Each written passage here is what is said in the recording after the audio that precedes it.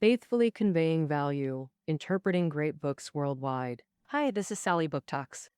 Today we're discussing The Nazis, A Warning from History. Its author, Lawrence Rees, is a British historian and acclaimed documentary filmmaker, named by The Times as the UK's most outstanding historical documentary producer. He served as creative director for BBC history programming, producing numerous documentaries on Nazis and World War II, and authored related books. We previously covered his Auschwitz on Himalaya Book Talks.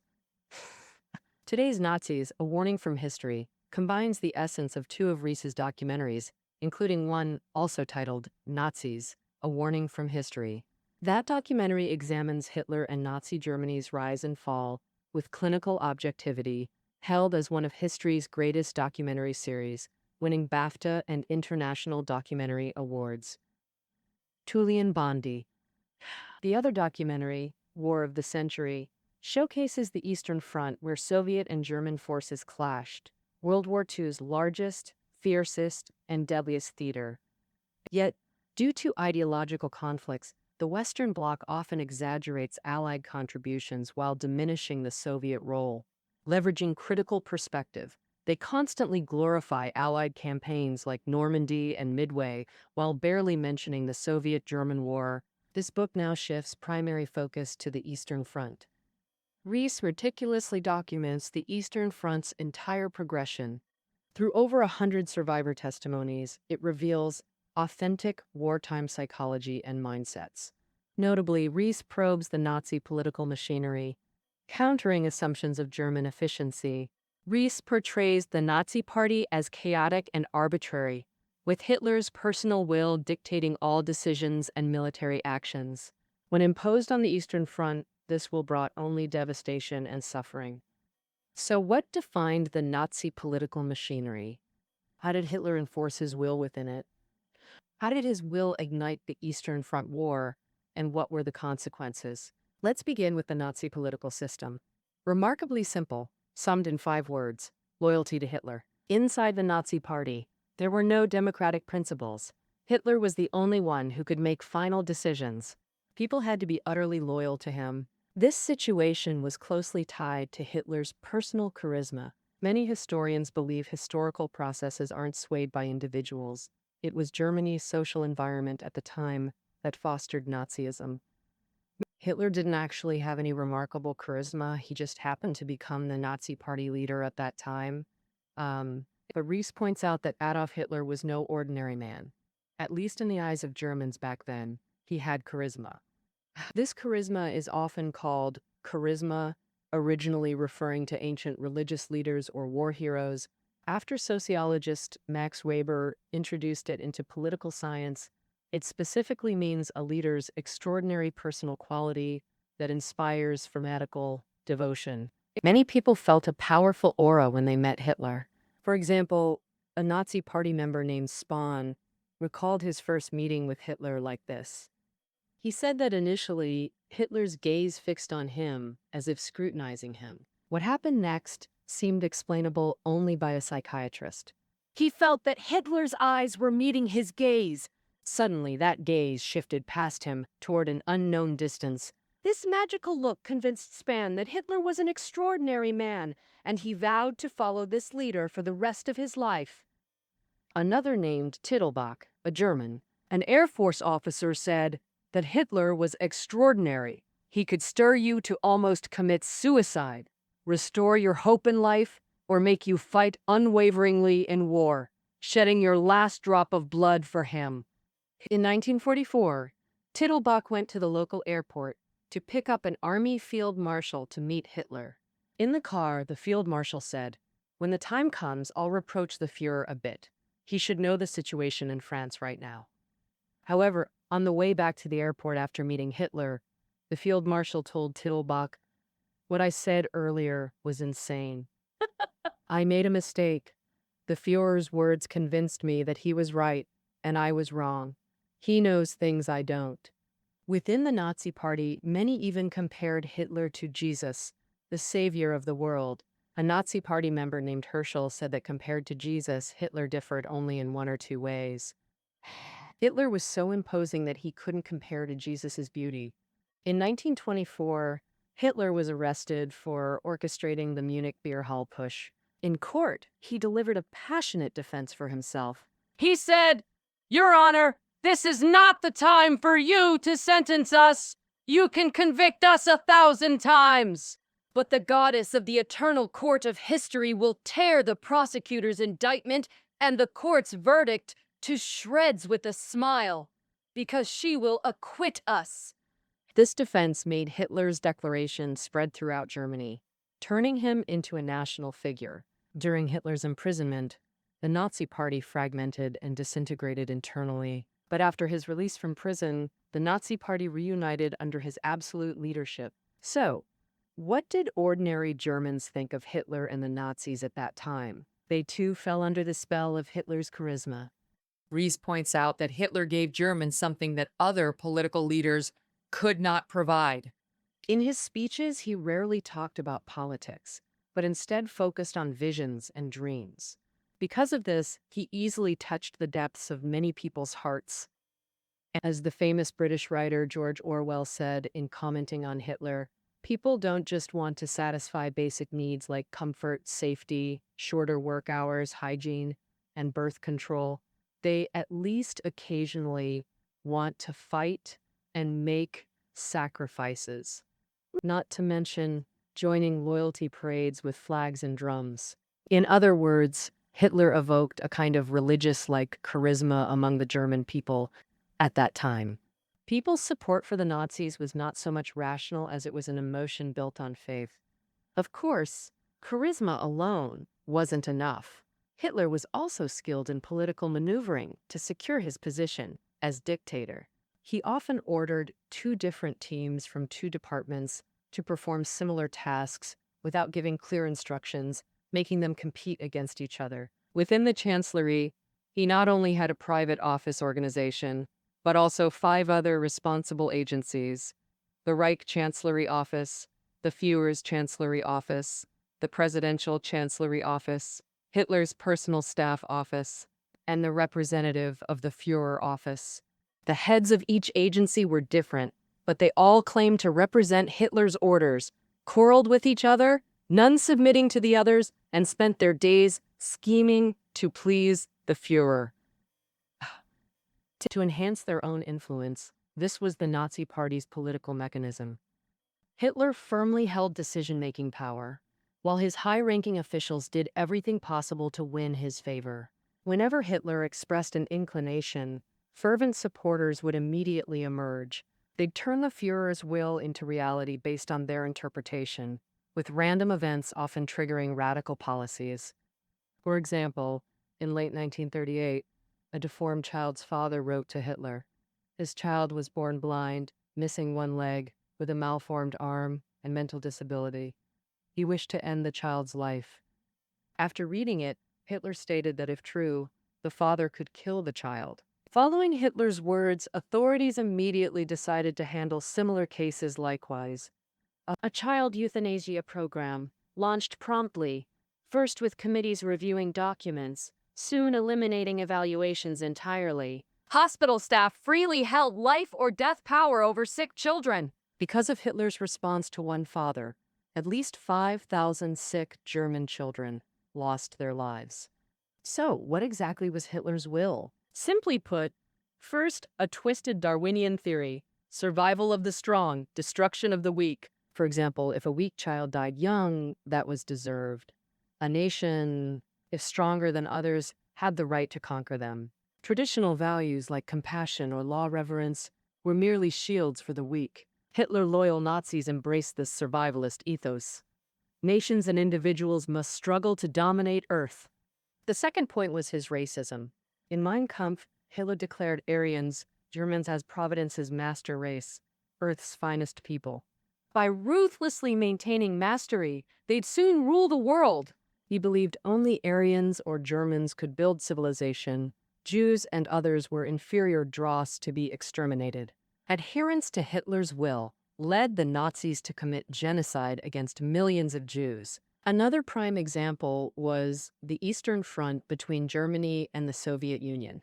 Now, let's examine how Hitler's will influenced German military decisions on the Eastern Front and what consequences followed. World War II erupted fully in September 1939. In 1940, Germany launched blitzkriegs, conquering Denmark, Norway, Luxembourg, the Netherlands, and France within weeks. That May, remaining Allied forces evacuated from Dunkirk to Britain. Logically, Germany should have pursued victory against Britain. Hitler even ordered the invasion plan Operation Sea Lion.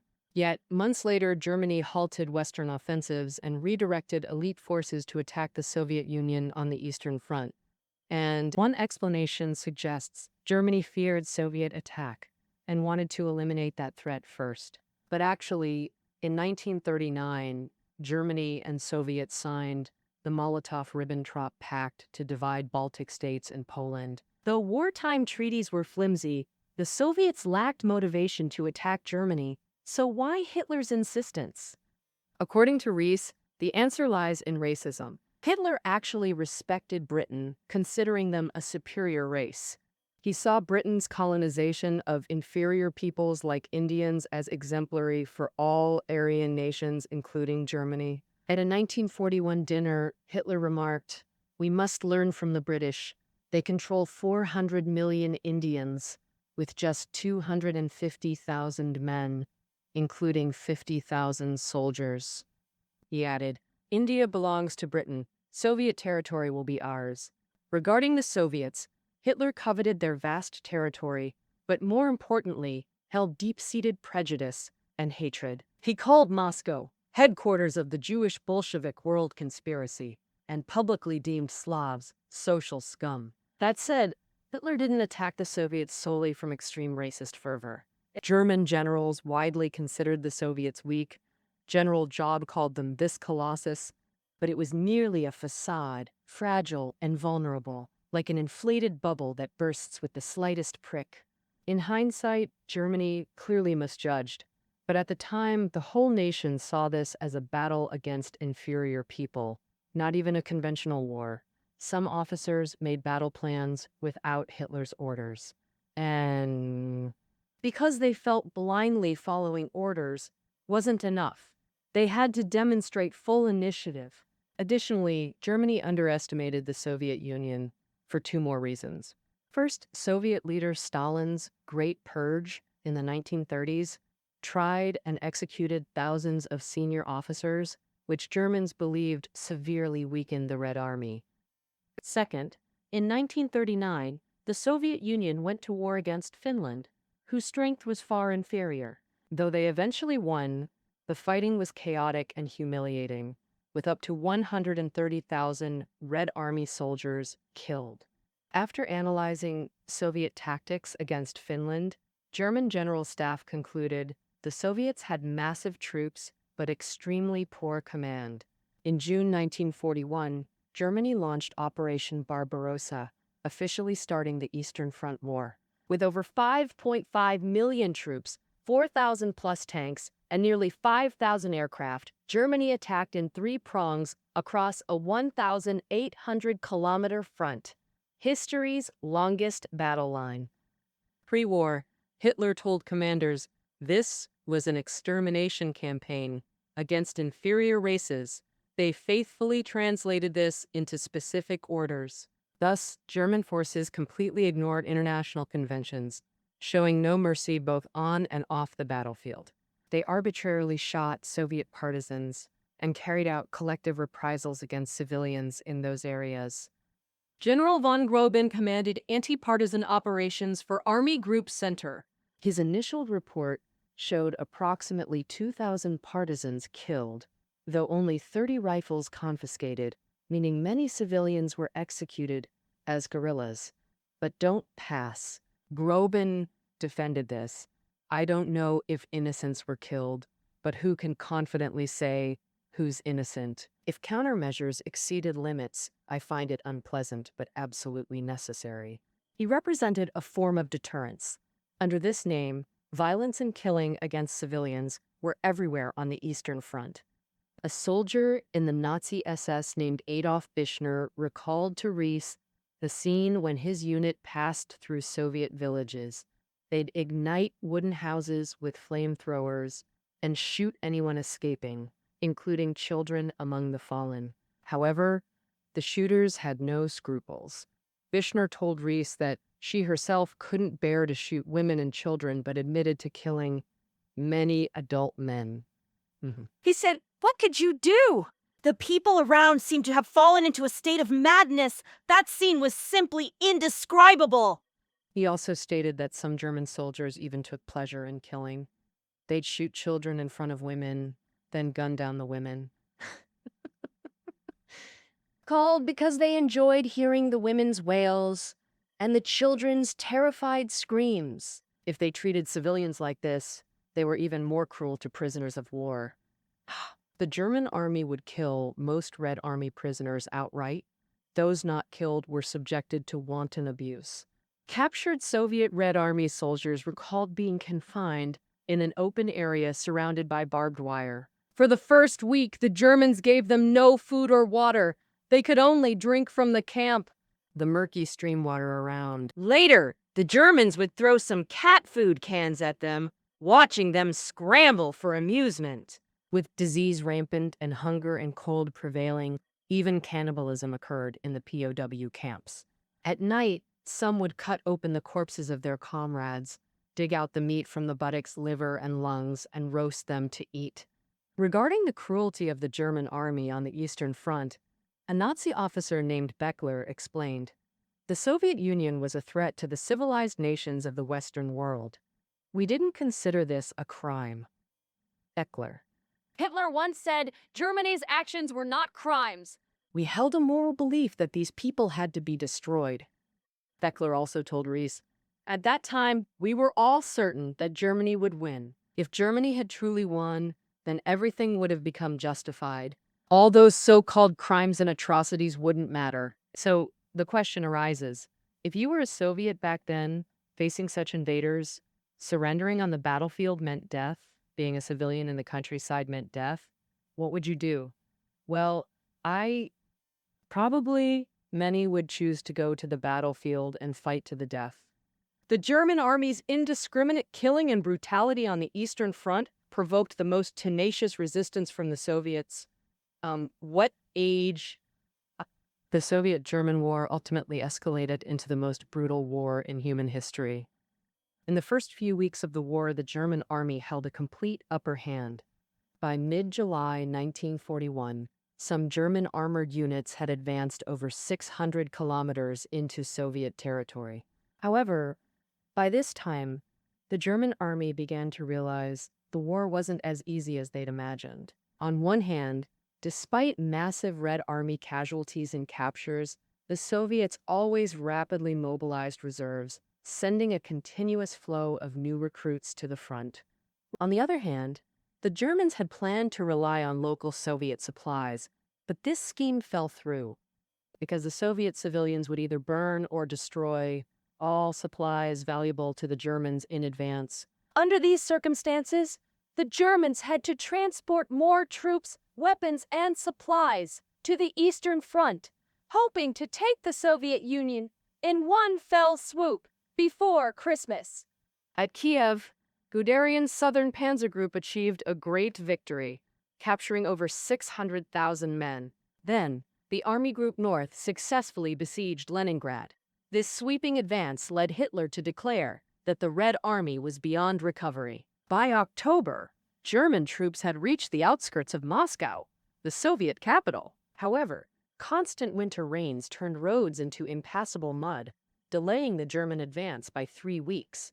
It wasn't until November 15th that the German offensive against Moscow officially began. By early December, some advance units had pushed to within just 20 kilometers of Moscow's city center. But Moscow's winter showed them its ferocity. According to German tanker Conrad's recollection, temperatures dropped to minus 30 degrees Celsius. Many weapons now functioned, as the Germans had never prepared for a Moscow winter. On the Mount, end quote. The Germans lacked winter clothing. Many of Conrad's comrades suffered frostbitten fingers and toes, some even freezing to death in their sleep. In this dire situation, Hitler's social Darwinist ideology resurfaced prominently. He always believed the world's essence was Darwinian struggle. In struggle, the stronger you are, the more capable you become, and the more likely you'll achieve final victory. Conversely, the weaker you are, the less you can accomplish, and ultimately you'll be manipulated at will. Therefore, when crisis strikes, the strong must never waver. Hitler commanded the German army to hold positions at all costs, forbidding retreat. Guderian argued that ordering German soldiers to hold ground now was sending them to meaningless deaths. Hitler dismissively retorted, "Do you think Frederick the Great's grenadiers enjoyed dying? Didn't they sacrifice for the nation?" He harshly criticized Guderian and removed him from command. As we know, the Soviets held Moscow, giving Germany its first World War II defeat. But this victory came at the cost of equal ruthlessness. The Soviet army also imposed brutal penalties on retreating soldiers. A Red Army soldier named Ogrytsko fought alongside blocking detachments during Moscow's defense. These detachments had one task: shoot any retreating Soviet troops on sight. Ogrytsko told Rees he felt proud of this work years later. Killing deserters was wise. He told Rees, "You've no right to judge this." For the Red Army, one thing conquered fear: vodka. An infantry company commander in Moscow's defense recalled, "Each soldier got 100 grams of state-issued vodka daily, constantly drunk. Yet vodka never impaired combat effectiveness. A drunk soldier grew resolute and brave, fearless of death, charging relentlessly." After Moscow's failure, Hitler aimed to reverse fortunes at Stalingrad, the industrial heartland. In August 1942, Germany's 4th and 6th armies converged on the city's outskirts. On August 23rd, German bombers dropped 600 bombs, reducing Stalingrad to rubble. The Soviets turned every factory, every street, every building in Stalingrad into a battlefield, engaging the Germans in brutal urban warfare. Soviet General Chuikov ordered Red Army troops to stay within 100 meters, even 50 meters, of German positions. If Germans threw grenades, soldiers could pick them up and throw them back before detonation. Since German grenades had 9 to 10-second fuses, he developed assault tactics against German-held buildings. These small combat teams of 5 to 50 soldiers focused on breaching building entrances. Red Army soldier Sir Million was among the few survivors of such battles. He recalled relying on knives and shovels, especially shovels for trench digging and dueling, more practical than machine guns. That's countless times he hacked enemies, feeling like squeezing ripe tomatoes until red juice gushed, mind screaming, "Kill him! Kill him!" Stalingrad became a meat grinder for human lives. A full-strength division would typically be annihilated in 3 days. In extreme cases, entire divisions vanished in 15 minutes. The fiercest fighting raged at Mamayev Kurgan. Whoever controlled this hill commanded Stalingrad's center. Both sides fought a seesaw battle over the strategic point, sometimes changing hands multiple times daily. Albert Borkowski, a Red Army soldier, was just 14. He told Rees of walking over skeletons at Kurgan, lifting his feet covered with dead men's intestines. Defending Stalingrad weren't just Soviet men, but women too. Chuikov stated, "We can trust women somewhat. They've lost husbands and brothers, hearts filled with vengeful fire, executing orders at any cost." Among them was Petkina, a female soldier who recounted executing a German major under orders. She said she aimed the gun at his neck and pulled the trigger without the slightest tremor in her fingers. After completing the mission, she returned to the office cheerfully and had a drink. Rees asked her if she ever felt any regret for that cold-blooded act. Petkina expressed that her only regret was that the German wasn't captured by her own hands. She said, "I even volunteered to personally carry out the capture mission, but wasn't approved. The superiors didn't allow women to perform such tasks. But I still wanted to go. I longed to crawl close to the enemy's nest, capture a prisoner, and finish him off personally." After 200 days of brutal combat, the Soviet Red Army finally emerged victorious. The battle saw over 2 million casualties. Stalingrad's population plummeted from 500,000 to 35,000. Strategically, it marked War II's turning point. In brutality, it epitomized the Soviet-German War. World War II claimed 70 million lives globally. The Soviet Union alone lost nearly 30 million, 15 million soldiers and 12 million civilians. German military deaths totaled 5.4 million, over 4 million occurring on the Eastern Front. After Stalingrad, the Soviet Red Army transitioned from defense to offense. They won the largest tank battle at Kursk, forced the Dnieper River crossing, and liberated Kiev. Finally, they captured Berlin. After Kursk, Germany's Eastern Front situation deteriorated rapidly, yet Hitler refused to surrender. He believed Nazis should self-destroy rather than capitulate. He ordered scorched earth retreats, destroying everything in Soviet territory. No person, livestock, rail track, house, or well left intact, until Soviet forces entered Germany. Hitler's will now targeted not just inferior races, but Germans themselves. On March 19, 1945, Hitler issued the Nero Decree, demanding total destruction of anything usable by enemies in Germany. On April 18th, Hitler further clarified his stance. If the German people lose the war, they'll be worthless to me. The logic behind this was, Germans failed this war. This outcome proved Germans were weak, and the weak deserve no pity. Admittedly, Hitler maintained his survival of the fittest ideology till the end. His belief in natural selection even surpassed his racial doctrines. On April 30th, Hitler committed suicide. The Red Army held celebrations. Some Soviet units raped, looted, and murdered indiscriminately in Germany.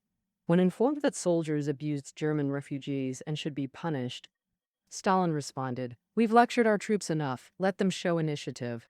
A war launched with extreme hatred ended with Soviet troops deliberately avenging themselves on German civilians. This Nazi-provoked war revealed how utterly boundless human brutality can be. Rees writes in the preface, "This is no pleasant story, but it's 20th century human action, a heavy historical warning that must be remembered." Yet barely half a century later, Hitler and Nazism seem like distant history to youth. No different than Romans or Henry VIII. Nazism's emotional sway over ordinary Germans deeply worries Rees. We assume people make major decisions based on knowledge and reason, but Rees urges us to examine our lives. How many decisions are truly rational? Our likes or dislikes, are they reason or emotion? All right, that concludes our discussion of the Nazis, a warning from history. Find notes below. Until next time.